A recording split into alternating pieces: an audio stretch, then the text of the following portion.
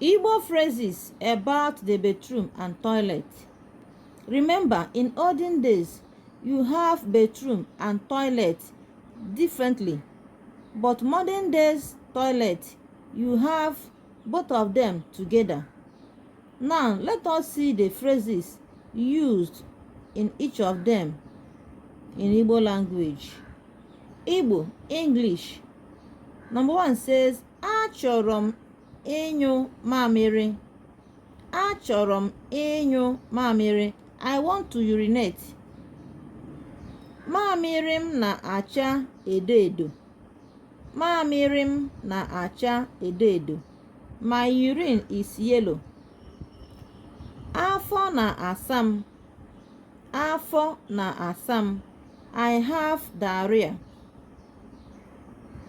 Ncha bara m n'anya.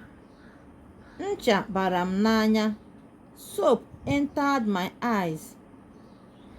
Ala ụlọ mposi a na-amị amị. Ala ụlọ mposi a na-amị amị. The floor of this bathroom is slippery. Ana m akpụ ajị ụkwụ m na agụba. Ana m akpụ ajị ụkwụ m na agụba. I am shaving the hair on my legs with razor. Aga m asa ahụ taa.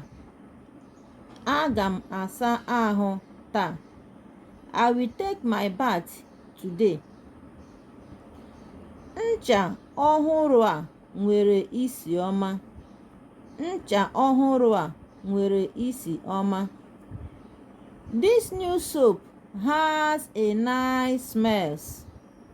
This new soap has a nice smell.